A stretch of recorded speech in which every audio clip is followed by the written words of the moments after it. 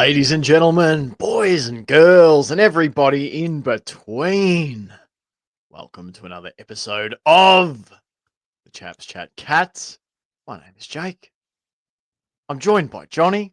We're a part of the Hoops Crew Media Network. How are you, John Doe? Pretty good. Pretty good. How about yourself? I am pretty well, Johnny. Pretty well. Looking forward to getting stuck into another episode here with you. Can't believe that we still haven't had a game of Cats footy to enjoy, but that is how things go sometimes. I know you've not converted for audio listeners. Johnny popped into the, the virtual studio tonight, resplendent head to toe. Well, at least from sort of his nips up. I Yep. don't know what's below that. In Yes. orange t-shirt, orange cap. I thought, has he converted to being a GWS fan after opening round and being no Cats footy? But Johnny, it's No. McLaren gear. You're ready for F1s. Yes. No, this isn't a McLaren shirt. It's a Killers shirt, which is just happens to be a Okay, very similar but it's shade orange. to the McLaren papaya. But yeah, extremely excited for the first race of 2025 Formula One season. Had my tickets since I think October, November.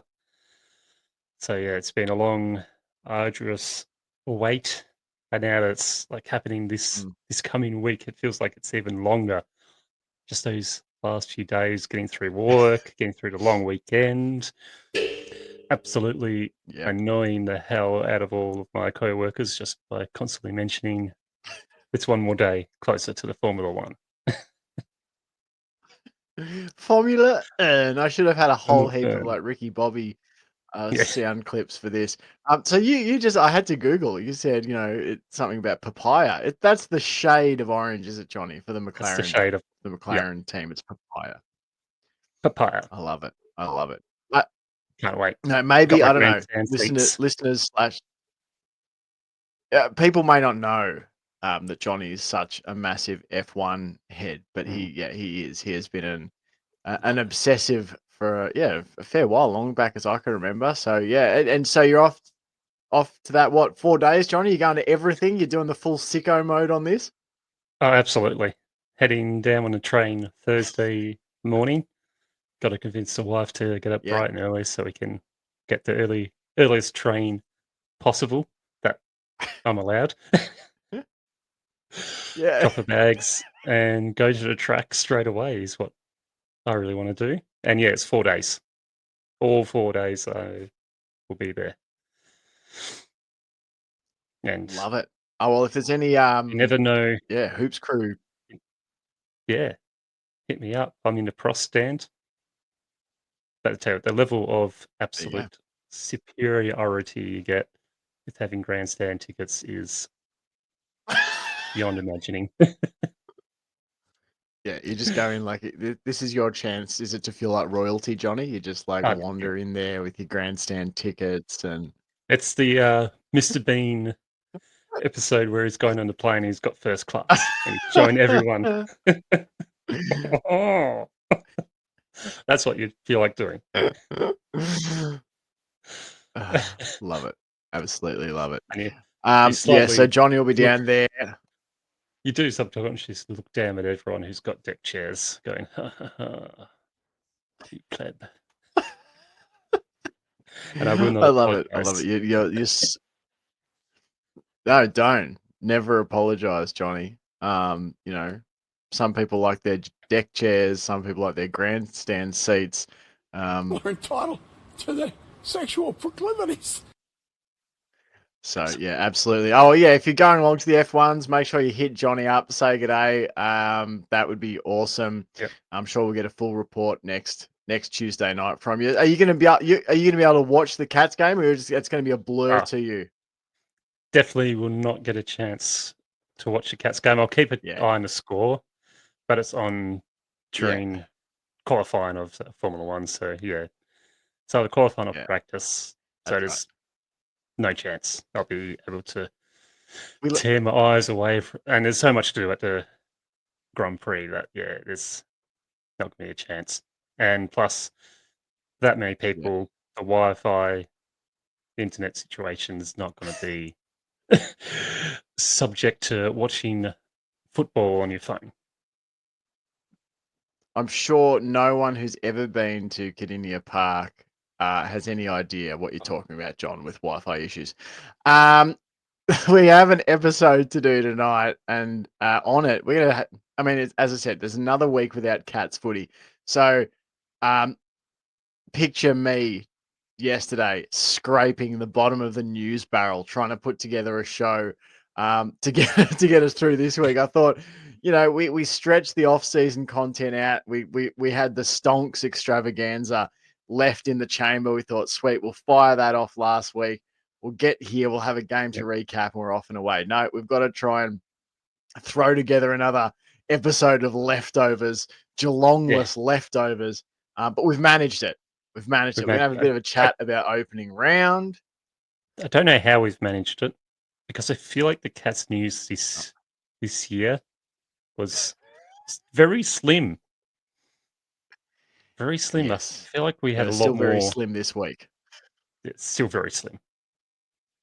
It's but damn you, Alfred. That's right. I'm sorry, Barstool Hate. Yes, I failed. ex-Cyclone Alfred. Is what they'll call it, ex-Cyclone. It's a former Cyclone. Did obviously put a kibosh on Geelong and their game against the Lions. We're going to talk about that being rescheduled, when that's been rescheduled to, the impacts of that. We're going to talk a little bit about some AFLW news. Johnny's going to pick my brain about the VFL men Cats finalising their list. And then we're going to duck over to Patreon, the Patreon part of the show. We're going to look ahead to the Dockers Cats game, which will be Geelong's first match of the season this Saturday afternoon. So that will be the Patreon part of the show. It'll include our early thoughts, some reflections on the last few times we've played the Dockers. Haven't beaten them at Kardinia Park since 2018, Johnny.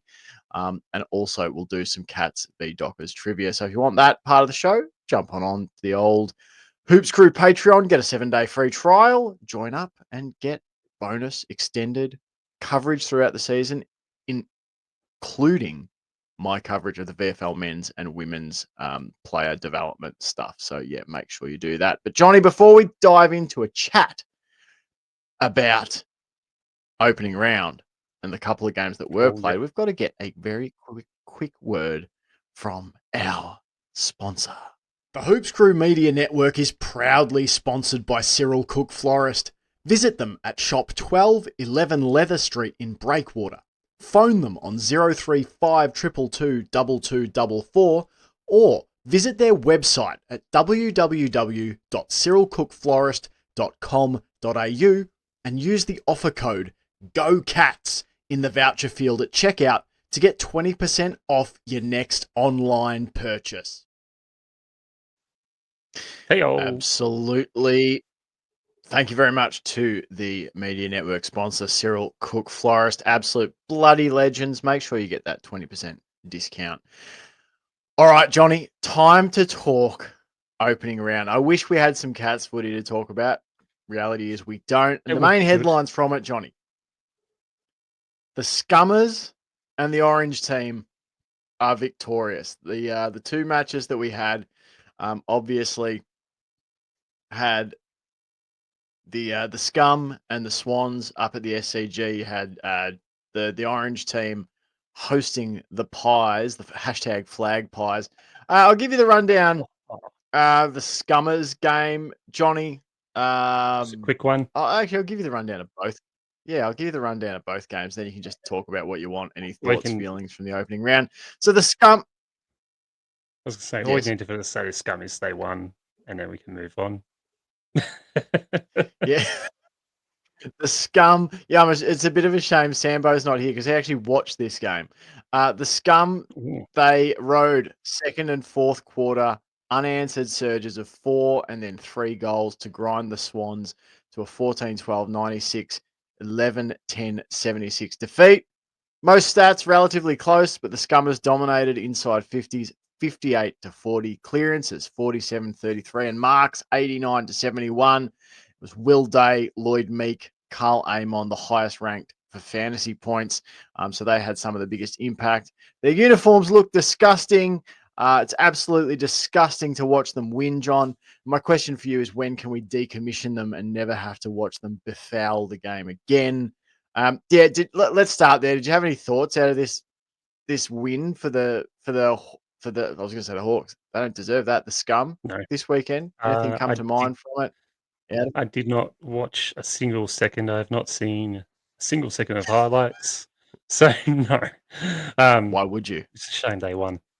I tipped the Swans, so my tips are in the dumpster at the moment. Yeah, they won. Are you?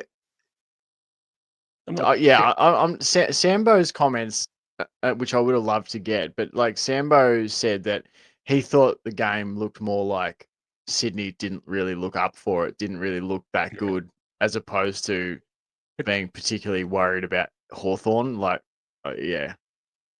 I think you could say that about both of these games. I watched some of the Giants Pies game and I listened to a bit of it on the radio.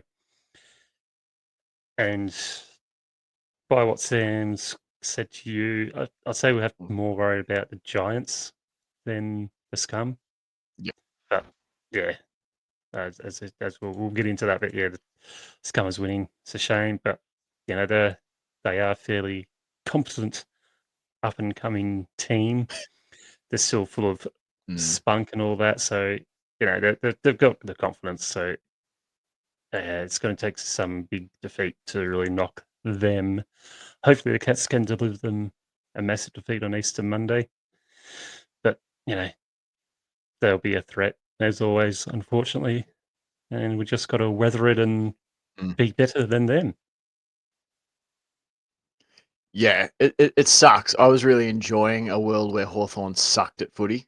I'll be completely honest. Like some people are like, oh, this guy, this is better when our rival is really good, or I liked when they weren't really a rival except in name, when they were absolutely shithouse at football. So yeah, I'm disgusted to see them winning again. And I am not in any Definitely. way, shape, or form happy for them.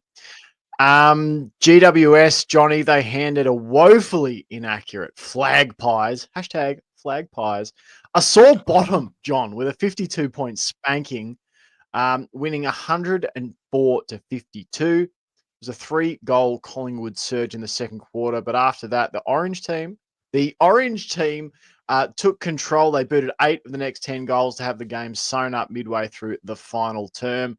Game of pretty fine statistical margins. Giants out-tackled the Pies, though, 59-38, and far more efficient in front of goal. I mean, I didn't get to watch much of this, so maybe this is the story. They kicked 15 goals, 14, compared to Collingwood's lopsided 6 goals, 16.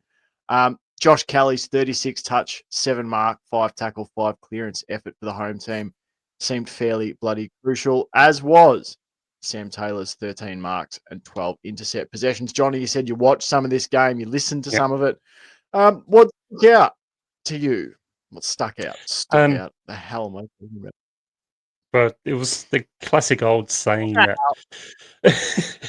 stuck with the Cats since 2011 until 2023, 2024, saying, oh, too old, too slow. And that's what it looks like. And that's what it sounded like for Collingwood. They were just too old and too slow to react to what the Giants were doing. And as Cats fans, I don't think we need to look too much into the words too old, too slow, because that can turn around pretty quickly. So yeah, the Giants looked really good. They sounded really explosive and just ran away from the Pies. So it could have just been one of those off days for the Pies, but boy, it is a bad off day, even if the Cats were called too old, too slow. I don't remember many games where the Cats sort of were this poor at the start of the season. there. So yeah, I don't think the Pies are definitely not done and dusted. It's opening round. There's still a long season to go. You don't win a premiership in March, as they say. So I'll still have a fairly wary eye on the Pies, especially after a big defeat like this. It could really spur them to get better pretty quickly. But the Giants were the team that really shone on yesterday afternoon. They looked pretty dangerous, and you can see, as you heard in Jake's description, pretty accurate. 15-14, pretty efficient in front of goal. Could have been even more efficient if they wanted to be, and they're still missing some of the better players. So it'll be interesting to see what the Giants can do this year. And I wouldn't buy into any of the stuff about Pies too old, too slow. As Cats fans, we know what it's like. We've proved everyone wrong, Yeah. and I don't. Yeah, I'd say Pies could easily do the same thing, prove everyone wrong. Yeah, I think that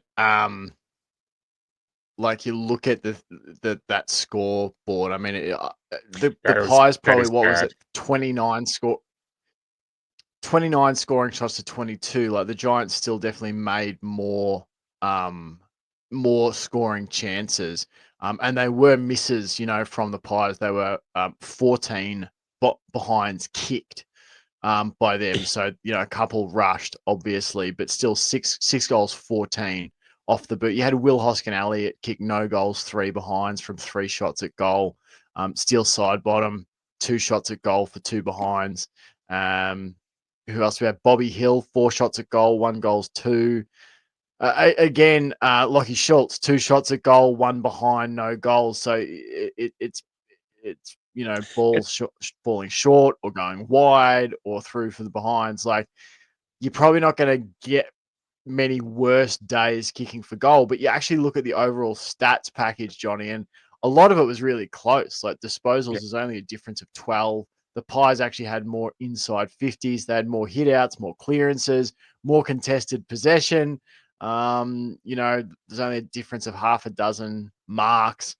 They were out tackled though, Johnny. And I think that combined with their inaccuracy looks to have done them in. Yeah, and it does affect when you're that inaccurate as well in front of goal. It does form a cascading effect of going, this goal's really important, I must kick it, and then you try a bit harder. But also just goes to show how little you should pay to preseason games, because Collingwood kicked 21 goals, 6 in their preseason game, and then they've come up to the Giants and kicked 6 goals, 16. So yeah, it still just proves that you just got to take preseason with a grain of salt. Yeah.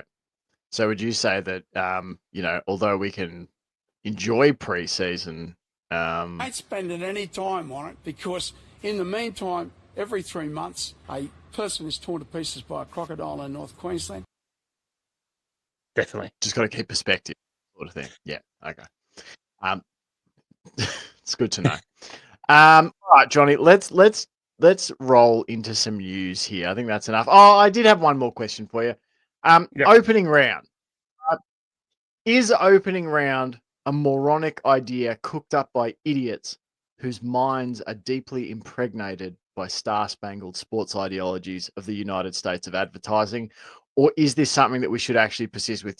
What's the value in it for you? Do you think there's value in it from a viewer's perspective for having 4 games to start the season and then we actually get into it a week later? Or does this just seem like another fluffy nonsense to you?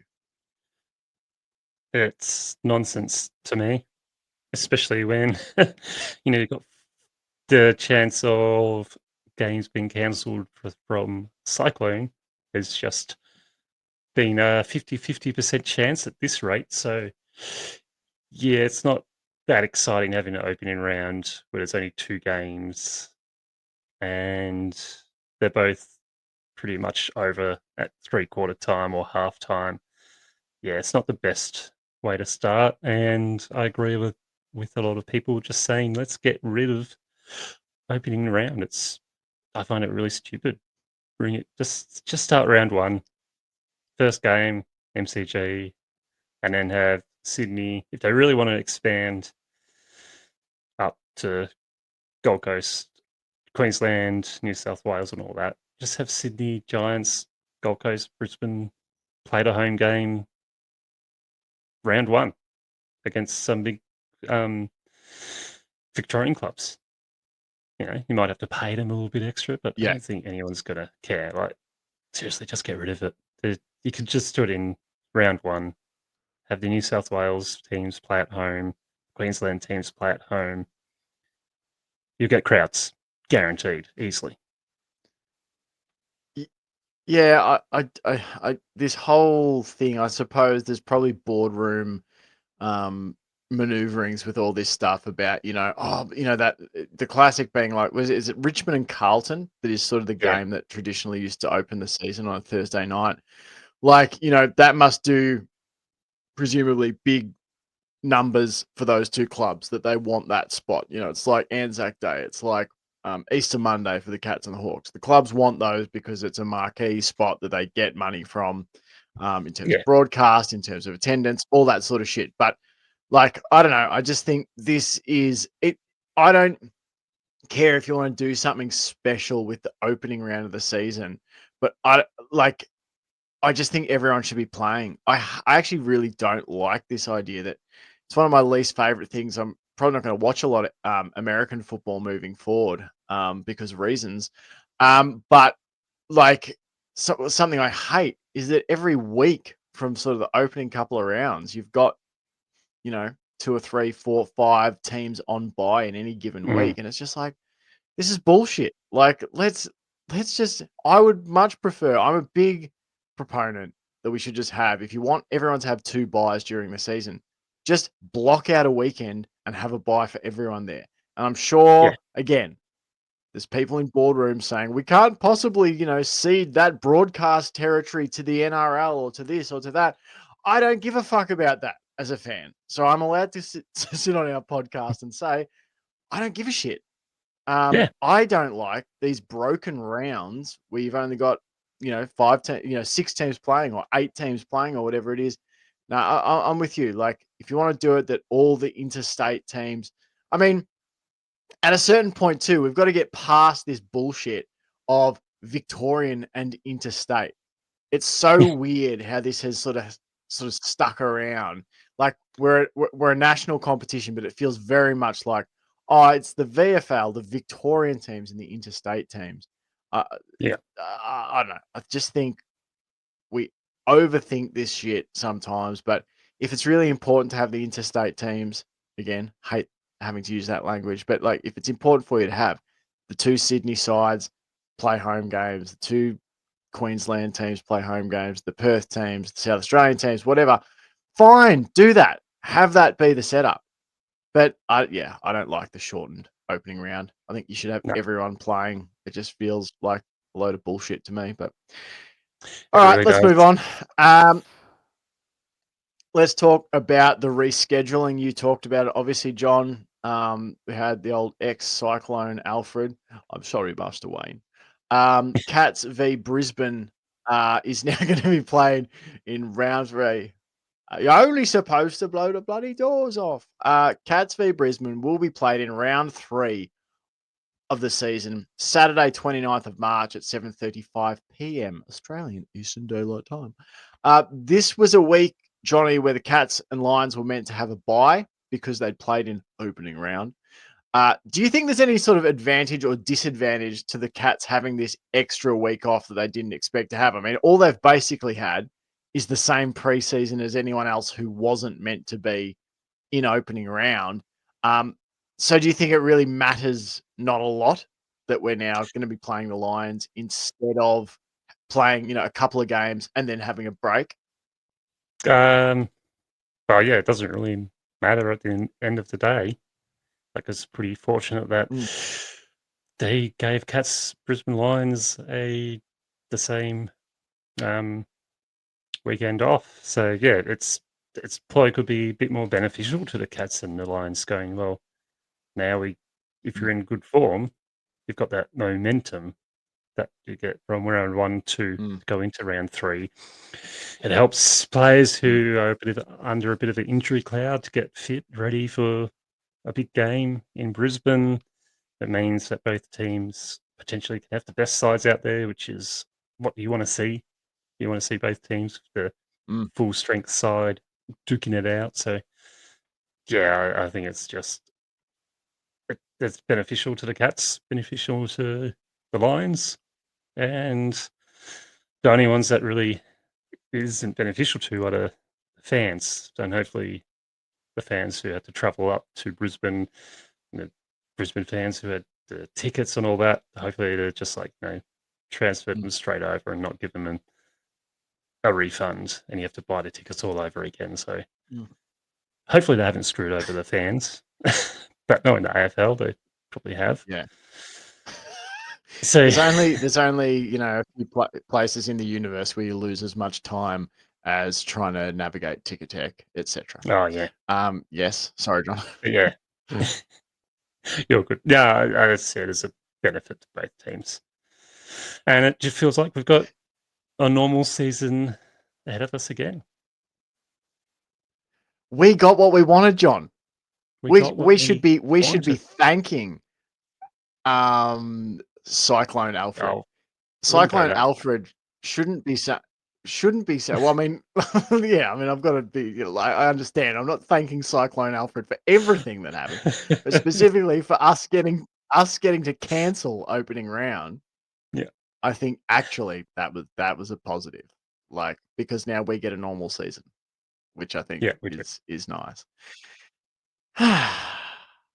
Stupid. Yeah. All Perfect. Right. You nailed it like Ferrari nails pit strategy. I don't know what we're talking about. Oh, wait, Some people will. Wait. Oh, what the hell is this?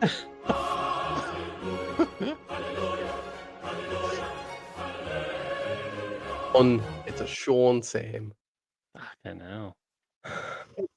This Sambo with he's cut the hair off. Sambo is in the studio. He's shaved the beard off. I think I'm getting sort of Mel Gibson Braveheart sort of vibes, John. Oh shit. I'm getting better than Mel Gibson now vibes, I guess.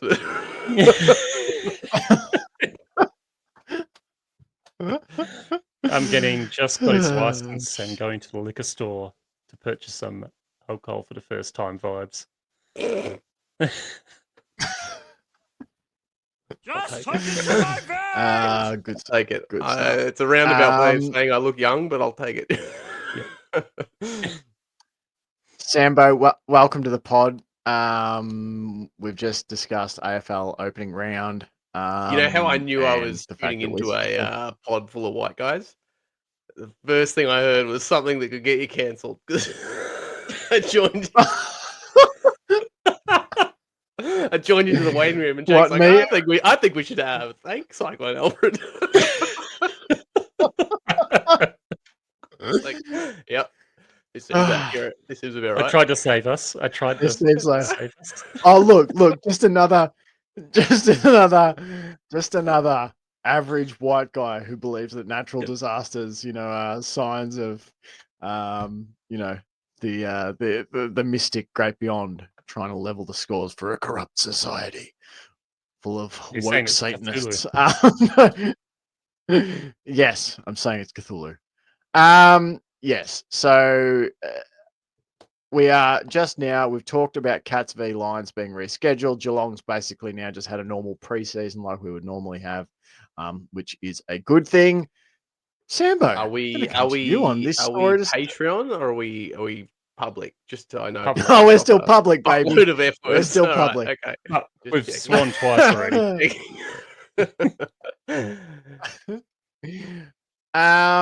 All right. Oh wait, I've got the perfect sound drop for this one. There's some news on AFLW front, and that is Cats defender Chantal Emonson has announced that she is pregnant with her first child. There'd be 1,000 blossoms blooming.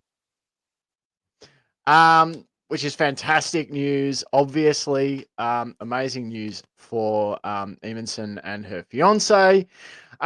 Obviously, chaps, we're a footy podcast, so very happy from the human side of it. But it gives us a good talking point here because the Cats AFLW team now without Chantal Emonson for the 2025 season, we're also without Anna Rose Kennedy, who has gone back to Ireland after a breakout campaign across halfback. Sambo, wanted to come to you first here, and then you, Johnny. Who is going to be the beneficiary? Because you can take a negative view of this of like, oh, we're totally screwed because we've lost a couple of really key players at key position. I want to go the opposite way. Who are you looking to that you go, all right, now there's an opportunity. There's a vacant spot here. Theoretically two, because Anna Rose Kennedy and Emonson were both starters last year. Who do you think the Cats are that might benefit or might have to step up to fill the role here, Sambo? Well, I mean, the first one that leaps to mind certainly isn't a young'un. And I'm having to pivot my brain back to where we're at with the W, because I've not talked the W in a while. First, before I get into that one, was Plummer delisted? Was she one of the ones that was delisted? I think Brooke Plummer was delisted, and like, talk about sliding doors. Like, is there any way we can undo that and redo that? Because that would have been a perfect fit, right? Yes. Well, that was the second place I was going to go. But I'm fairly certain, as you also said, Jake, that she was one of the delisted. Yes, she was. All right, I'll confirm that. Well, not her then. But I will say that we touched on El Capitano several times last season, Megatron, and mentioned that she'd had a bit of an off season. Didn't have howlers necessarily. Looked a little off the pace at times, and a little bit out of her comfort zone. And I guess it will be an interesting one to see whether that was because of the talent we have back there. You know, she didn't have to do what she did 3 or 4 seasons ago when she was basically the back line, and had it all hoisted onto her shoulders. And so was it the case of she wasn't needed to be called upon constantly, so wasn't necessarily always firing on all cylinders? If that's the case, this could be a really good, sort of one of the latter opportunities, I suppose, to see her have a real crack at it. I probably should have. I'm waiting for one of you guys to say, "Did you not see the news that she retired?" And then both of my suggestions will be no, she did. Useless. But yeah, I feel like she's like it's as I said, it's an obvious player to pick, but not the best player necessarily to look to in this scenario, because you'd love to have a young'un in the back pocket coming through. But yeah, it will be interesting to see from my point of view if she's able to sort of step back up to the level she was at, or is the way she was sort of moving around and acquitting herself last year, was that more of a just career trajectory? Was that just something naturally occurring, or was that to do with the makeup of the back line? So I'd love to see her maybe step up to the plate in a big way again. I wonder if Webster might, because I mean last year it was the opposite. Webster was really called up to push forward a bit more. There was so many gaps and holes appearing all over the place in the midfield, and we felt like Webster had to, play that sort of half back role, but in a more offensive kind of way. Is she a player that's going to have to do the opposite? Is she going to have to sort of shift? I don't see her shifting position, but is she going to have to maintain that position, but maybe shift her focus backwards a little bit? Yeah, Johnny, it's actually quite insane to think that this Geelong team, I was just going through our list. So we delisted 3 players: Lily Pearce, who was the ruck who'd never managed to get on the park for us. We delisted Abby McDonald, who was a midfielder, and who was the player we were just talking about? Why is her name at me now? Brooke Plummer. Someone help. Brooke Plummer, thanks, John. Brooke Plummer. We delisted those 3 players, and now we have no Chantal Emerson, no Anna Rose Kennedy. You go through our squad. Midfielder, forward, midfielder, key forward, midfielder, forward, ruck, midfielder, defender in Georgie Rankin, defender, Meg McDonald, forward, ruck, forward, defender, Chantal Emerson, not there, key defender, Anna Rose Kennedy, not there, Brooke Plummer, defender, not there. So far through the list I've read, we've got 2 eligible players in defence. Midfielder, defender, Rachel Kearns, forward, key defender in Claudia Gunjaka, forward, midfielder, ruck, forward. Like, we've got 4 players listed as defenders left from last year's squad.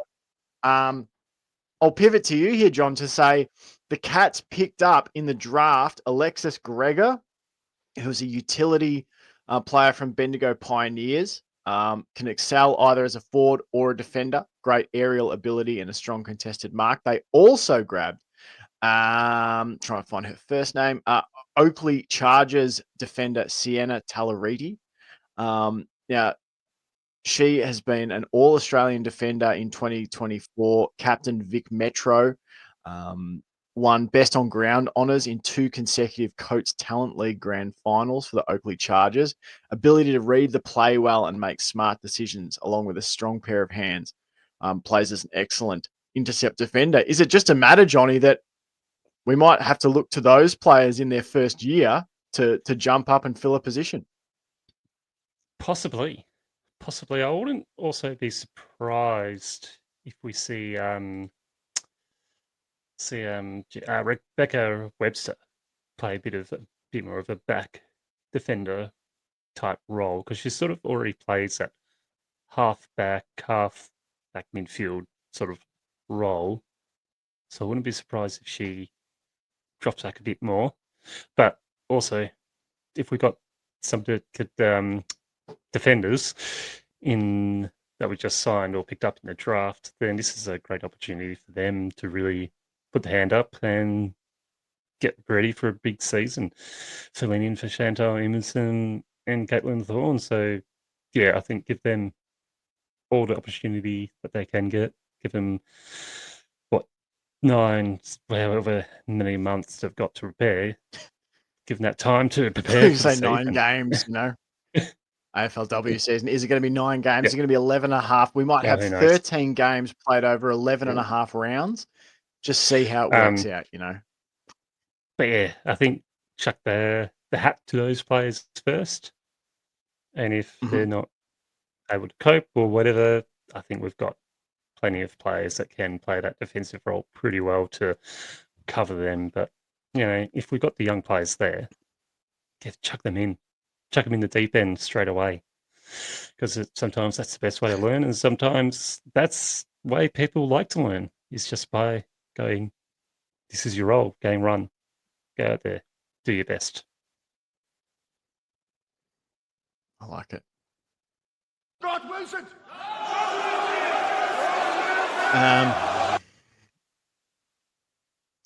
So yeah, I agree with all points. It's opportunity. And look, lucky we have drafted those players in essence. In hindsight, It's like, pretty smart move. I pretty knew.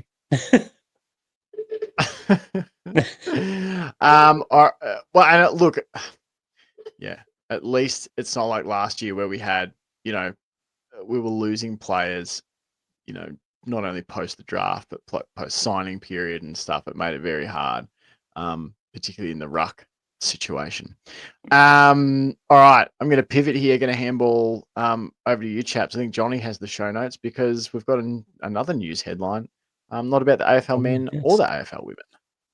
We've got VFL Cats related news, as the Yes, team boy. have finalised their playing list of the 2025 season. The list is broken into primary and development lists and features some familiar faces and plenty of new names as well. Jake can speak on this on behalf of the Chaps. Take it away, Mesh. Yes, I can, boy. Yeah, so I just thought this gives people a little bit of a taste too of the VFL coverage we do on the old Patreon. So yeah, I'm going to give you a player from the primary list, and I'm going to give you a player from the development list. If you tune into a couple of games this year of the VFL, I know not everyone has time to be as much of a raging sycophant for the VFL Cats footy as I do. I make a point to watch every game, men's and women's, of the VFL sides. But yeah, wanted to give you a couple of names from the men's team to keep an eye on who aren't AFL listed. This is the key. I'm going to go into the AFL listed players starting this Wednesday. So Wednesday night, 8:30, going to have my first episode of VFL coverage from The Twos, which is my VFL show on the Hoops Crew. And normally that stuff is all on Patreon. I'm actually making the first couple of episodes during this last few weeks of the VFL off-season public. So they'll be up on YouTube. They'll be up on Spotify. So you'll be able to listen to those. I'll get into the AFL listed players there. Wanted to start primary list. Marcus Herbert. Marcus Herbert is an incredibly busy player, often up and about trying to make things happen for the Cats last year when the chips were down for the team. His last season of Coates Talent League footy was in 2021 for the GWV Rebels, where he averaged 21 and a half disposals, 3 and a bit marks, and 3.3 tackles. Now, last year, played 18 games for the Cats, VFL side, kicked 5 goals, 2, averaged a tick under 21 disposals, 4 marks a game, 2.5 tackles, and 2.2 clearances. Best matches, if you want to go back and look for some highlights, or if you've got time on your hands, you want to watch some of his games from last year, they're all up on the AFL website. Probably round 15 against Box Hill, 31 disposals, 7 marks, and a goal. And John's studio's falling No, that was apart. mine. That was John or mine. Sam? That was mine. Oh, okay. Chuck me under the bloody bus, will Yeah. ya? Jesus. Just assume. It's I gotta can't be see like you it. at the moment. I've got my notes up. Oh. up. I heard something happen and Sam Yeah. laugh, and I thought that's Sam being a prick because John's microphone's just fallen down or something. You just went straight to me. Just laughing at myself. Round. Do you like John's papaya colored hat, Sambo? I've found out that John's McLaren hat is apparently the official hex code. Is it hex code? It's papaya. Anyway, I love it. so yeah, round 15 against Box Hill, 2 of them. or round 21 against Sandringham. He had 31 touches against Sandy, 6 marks and a goal. Highly industrious player. Played a variety of roles for the Cats last season, mainly off half back and in the middle of the ground. Sort of like a medium-sized intercept player. His marks jumped from 2.5 per game in 2023 to 4.1 last season. And I also like that 4 of his 7 VFL career goals came in the final 8 matches of the season. So he sort of showed that he can find the big sticks as well at times. His 23rd birthday is not arriving until August of this year. So I think this is still a player who can have glimmers of hope at making his way as a mature age recruit at the next level, especially if he can build on what have been a really strong couple of seasons at VFL level for the Cats. He's a really fun player to watch. He's at one of the headband brigade down there. He's got the headband. He's got dark hair though, not the. He's not another off the conveyor belt of blondes with headbands. So no, I really like Marcus Herbert, and he's probably starting to age out of that like potential AFL career. Like even when we talk about mature age recruits, it's often like 22-year-olds, 23-year-olds. So if he's going to make a go at it, it's probably in the next couple of years. And I think if he plays like he did last year, this year, I think then he might get a little chance either in the mid-season draft or next year as a mature age somewhere. Development list. Patrick Hughes.